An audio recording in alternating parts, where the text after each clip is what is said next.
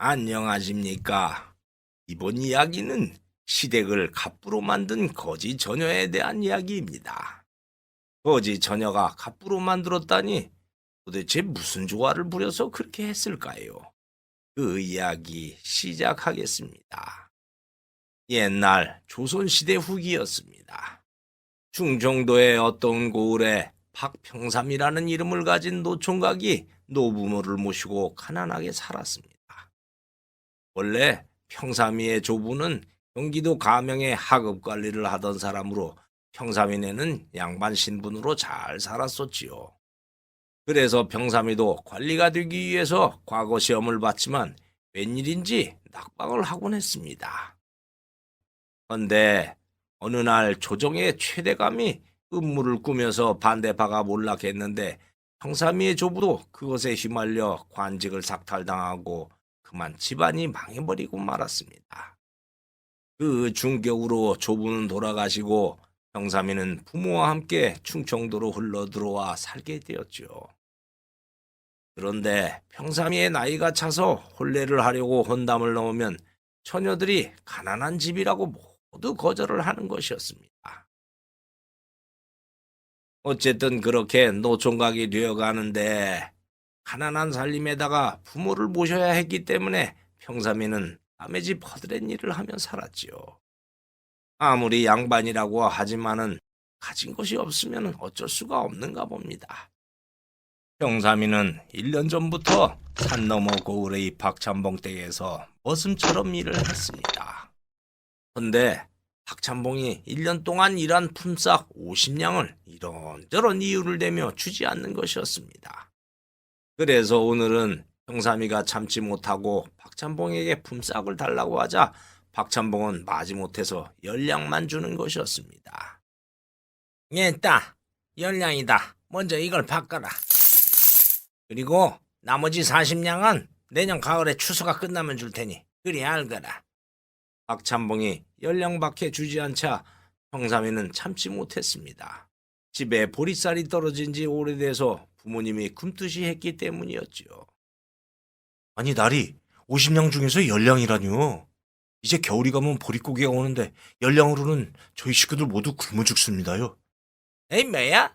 아니 내가 안 준다고 하더냐? 가을에 준다고 하는데 웬 말이 그리 많으냐? 정 이러시면 저도 할 수 없습니다.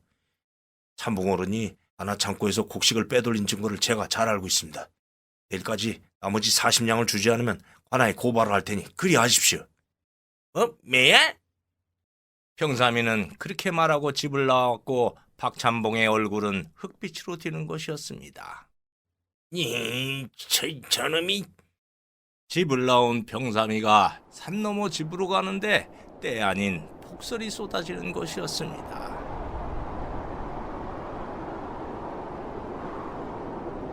아니, 웬 폭설이 이렇게 오는 거야? 어이, 추워. 에이, 여기 물레방앗간이 있구나. 저기 가서 잠깐 눈을 피해야겠다. 그래서 평삼이는 서둘러서 물레방앗간으로 들어가 눈을 피했지요. 아, 불이라도 폈으면 좋겠는데 부싯돌이 없어서 불도 피우지 못하겠네. 어이, 추워. 그렇게 2시경 정도 앉아 있는데 밖에서 웬 여자의 신음소리가 들려오는 게 아닙니까?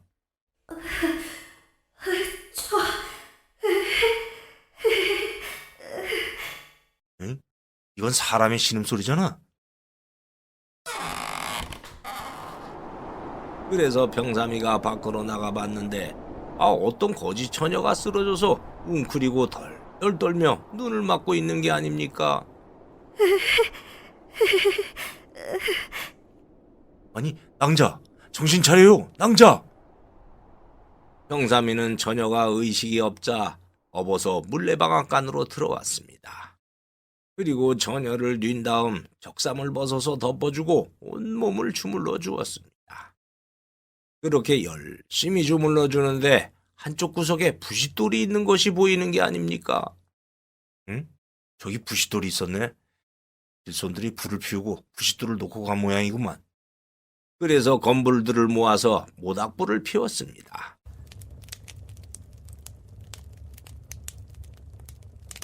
그러자 뜨뜻 따뜻한 온기가 퍼졌고 한참 시간이 지나자 처녀가 의식을 찾는 것이었습니다.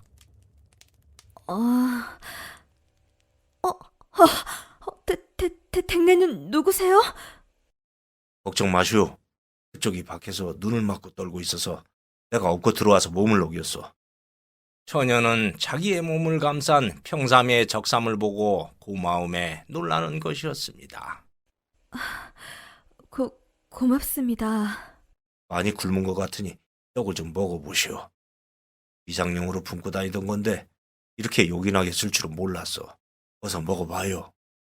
처녀는 평삼이가 몸을 녹여준 데다 떡까지 주니 그 친절함에 눈물이 나왔습니다. 고맙습니다, 나리.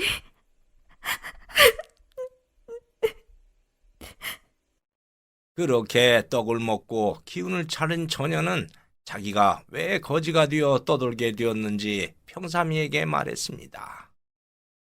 소녀의 이름은 김옥금이라고 하였으며 평양에서 살았습니다. 아버님께서는 보부상을 하셨는데 평양 감사가 큰 뇌물을 요구하자 그 뜻을 따르지 않았습니다. 그러자 평양 감사는 아버지에게 불법 거래를 한 누명을 씌웠어요. 그래서 아버지는 도피하다가 목숨을 잃게 되었고 집안도 망해버렸습니다. 그래서 소녀도 거지가 되어 여기까지 흘러 왔던 것입니다. 옥금이의 딱한 사연을 들은 병삼이는 자신도 몰락한 집안이라 이런저런 생각이 들었습니다. 자신은 내일이든 언제든 박찬봉에게 나머지 40냥을 받으면 당분간 살 수 있지만 옥금 낭자는 당장 굶어 죽을 판이니 모른 척 할 수가 없었습니다. 낭자의 딱한 사정을 들으니 남의 일 같지 않구려. 내가 갖고 있는 열량을 줄 테니 이것으로 일단 목숨이나 좀 연명하시오. 아닙니다, 나리. 목숨을 구해주셨는데 돈까지 받다니요. 그럴 순 없사옵니다. 내일 내가 떠나면 낭자는 이 엄동설 안에 굶어 죽을게요. 나는 일해준 곳에서 돈을 받으면 되니 걱정 마시오. 나으리, 고맙습니다. 그렇게 시간이 가고 모닥불로 뜨뜻하게 몸까지 더워지자 옥금이는 거지 몰골이 부끄러워서 밖에 나가 개울물에 씻고 들어왔습니다. 그래서 평삼이가 다시 보니 아까는 수검댕이와 떼국에 검수름하게 가려졌던 얼굴이 씻고 나서는 복사꽃처럼 화사하고 복스럽게 생긴 얼굴이 드러나는 것이 아닙니까? 그래서 평삼이는 감탄을 했고 옥금이와 이런저런 이야기를 하다가 그만 둘은 정을 나누고 말았습니다.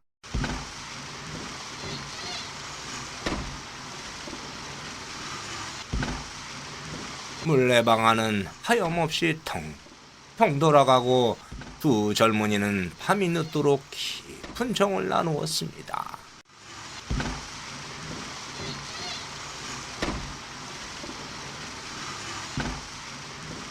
그리고 새벽이 가까워져서 잠이 들었지요.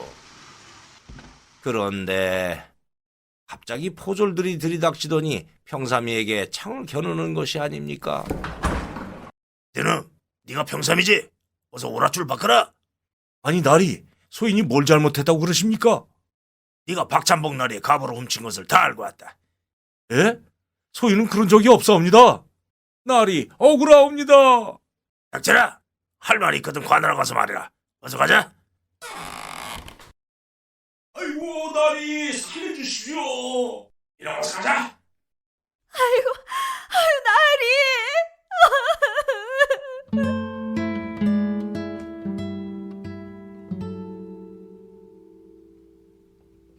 그렇게 평삼이가 끌려가자 옥금이는 망연자실해졌습니다.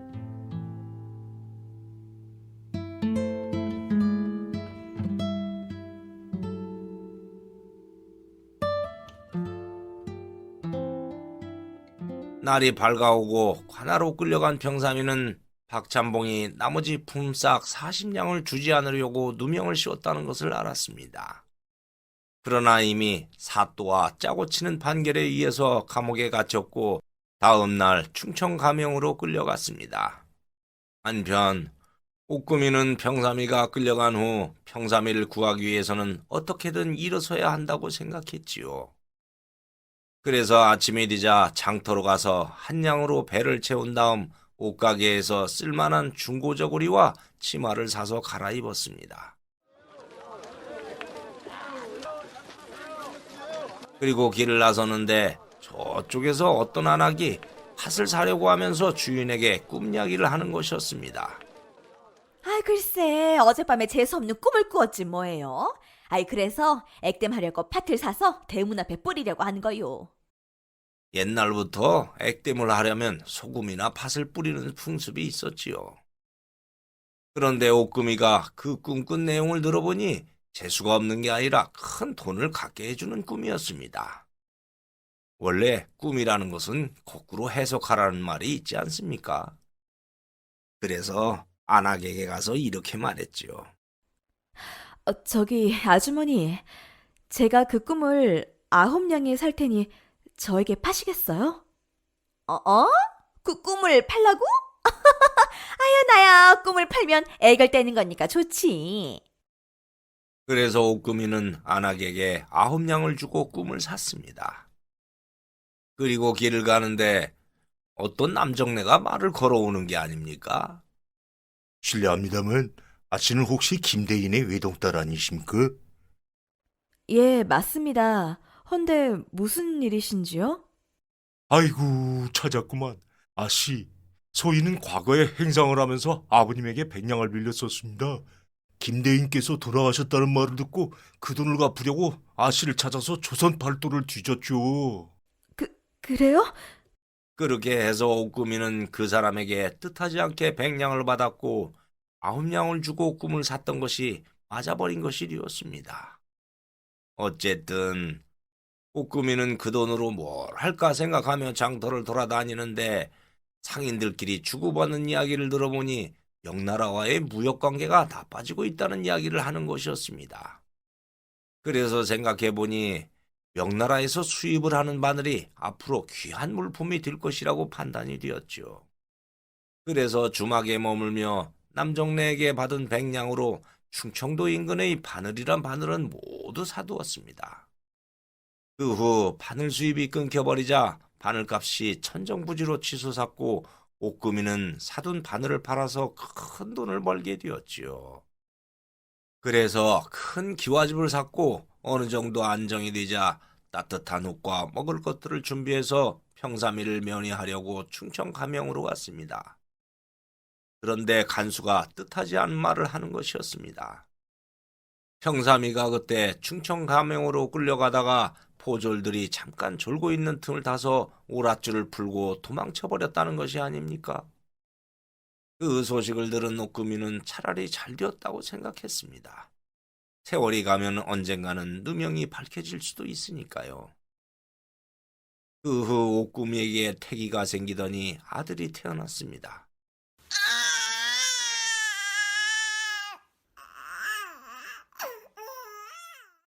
그래서 옥금이는 평삼이의 부모님을 찾아가 아기를 보여주며 평삼이와의 관계를 말했지요.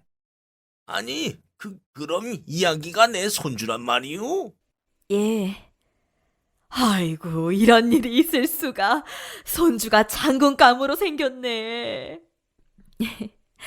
아버님, 어머님, 제가 서방님에게 받은 열량을 기반으로 이렇게 일어섰으니 저의 모든 재산은 두 분 것이옵니다.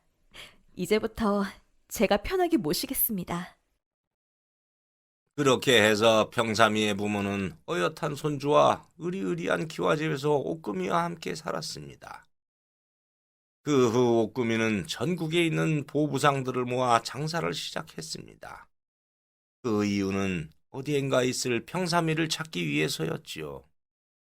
그래서 휘하에 있는 보부상들에게 조선 팔도를 가거든 꼭 평삼이의 소식을 알아오라고 일렀습니다. 아씨, 잘 알겠습니다. 저희들이 어떻게 해서든 딸의 소식을 알아오겠습니다.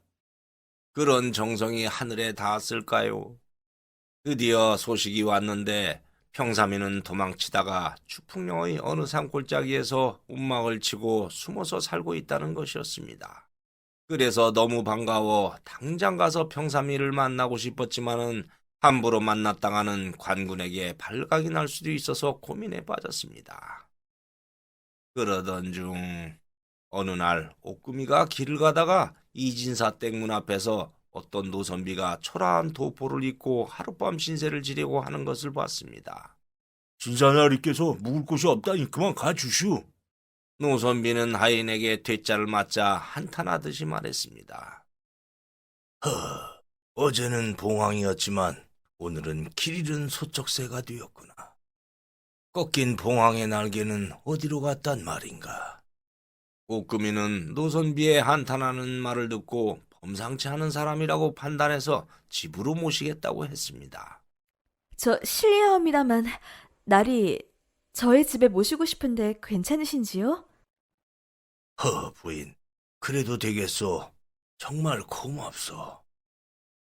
그렇게 해서 옥금이는 노선비를 사랑방에 모시고 푸짐한 음식과 술을 대접했습니다. 그리고 노선비의 사연을 들어보니 그분은 조정의 큰 직위에 있던 송대감이었습니다. 송대감은 취대감의 반대파였는데 송대감도 취대감의 음모로 억울하게 관직을 삭탈당하고 재산도 몰수당한 후에 전라도의 고향으로 가는 길이었습니다.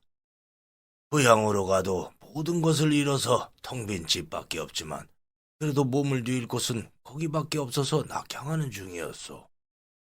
옥금이는 송대감의 사연을 듣고 머지않아 취대감의 권세가 오래가지 못할 것이라는 것을 내다봤습니다. 그래서 송대감에게 10만 냥을 주었고 송대감이 놀라며 이유를 묻자 이렇게 말했습니다. 대감, 고향에서 어렵게 살지 말고 이 돈으로 편하게 사십시오. 대신 부탁이 있습니다.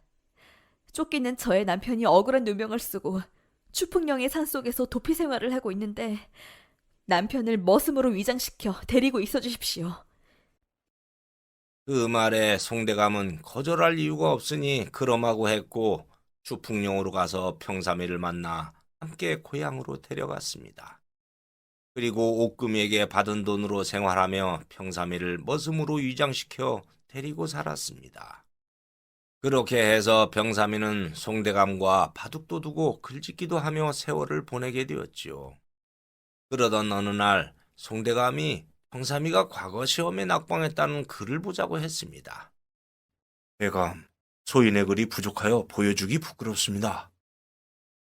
이 사람, 자네 인품을 보니 궁금해서 그러네. 어서 보여주게나. 알겠습니다. 그럼 미천 하나만 적어보겠습니다. 그렇게 해서 평삼이는 시험 때 썼던 글을 적어서 송대감에게 보여주었고 송대감은 읽어보고 놀라워하는 것이었습니다. 이 글은 장원감인데 낙방한 것을 보니 그때 심사위원장이었던 최대감이 자기 사람을 장원으로 시키려고 꾸민 일 같구만. 안타깝네. 그러면서 이런저런 이야기를 나누었는데 송대감은 평삼이의 조부 이름을 듣고 깜짝 놀랐습니다. 왜야? 그 사람이었단 말인가? 자네 조부는 내가 천거에서 감령 일을 했는데 나와 연관이 되어 자네 집안도 피해를 받구만. 정말 미안하게 됐네. 저는 모두 잃어버린 세월로 여기고 있으니 개념치 마십시오, 대감. 한편 옥금이는 평삼이가 송대감 집에서 안전하게 살게 되자 평삼이의 누명을 벗기는 일을 시작했습니다. 그래서 정직이를 박찬봉의 집안일을 보는 사람으로 취직시켰습니다. 이런 품삯을 받지 않고 일을 하겠다니까 이상하구만. 찬봉 어른의 재산 모으는 능력을 그저 배우고 싶어서 그렇습니다. 이 사람 자네도 보통이 아니구만.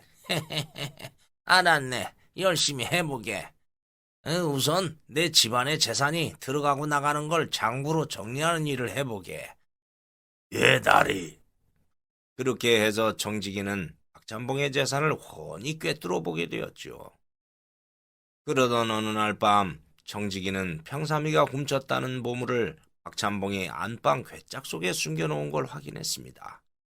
그리고 옥금이에게 그 사실을 알렸지요. 그 보물이 거기에 있다는 말이죠? 예, 아씨. 소인의 눈으로 분명히 확인했습니다. 고을사또에게 이 일을 알린다고 해도 한통 속일 테니 충청도 현감에게 읍소를 해야겠어요. 그렇게 해서 옥금이는 청지기를 시켜 현감에게 알렸고 현감은 포졸들을 박찬봉으로 집으로 보내 괴짝 속에 있던 보물을 찾았습니다. 그 결과 박찬봉은 현장에서 체포된 후에 큰 벌을 받았고 병삼이는 누명에서 벗어나게 되었습니다. 그러자 옥금이는 한달음에 송대감의 집에 있는 병삼이를 찾아갔고 두 사람은 그토록 그리워하던 상봉을 하게 되었습니다. 서방님! 옥금이 이게 얼마만인가? 내 모두 들었네. 모두 자네 덕분이네. 아니에요. 그날 서방님이 주신 열량 때문에 모두 이루어진 것이에요. 그렇게 해서 두 사람은 집으로 돌아와 부모님을 모시고 살게 되었지요. 그리고 한 달 후 조정에서는 최대감의 음모가 드러나 최대감은 귀향을 갔고 송대감은 누명이 벗겨져서 조정에 원상복귀를 하게 되었습니다. 그러자 송대감은 병삼이가 과거 시험 때 썼던 답안지를 찾아서 임금님에게 올렸습니다. 임금님은 병삼이의 글을 읽고 감동하며 최대감의 횡포 때문에 낙방되었다는 것을 알고 병삼이를 뒤늦게 과거급제시켜 주었습니다.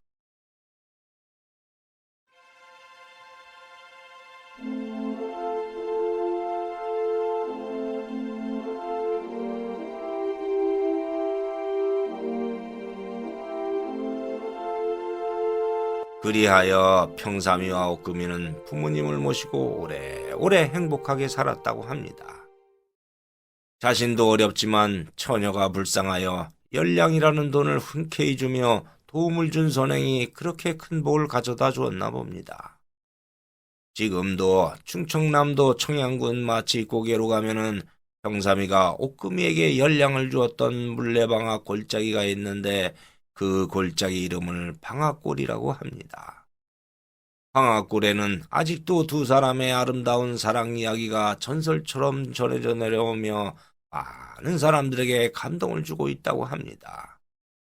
이번 이야기 여기에서 마치겠습니다. 감사합니다. 구독과 좋아요를 누르면 다음에 영상이 새로 만들어졌을 때 먼저 보실 수 있습니다.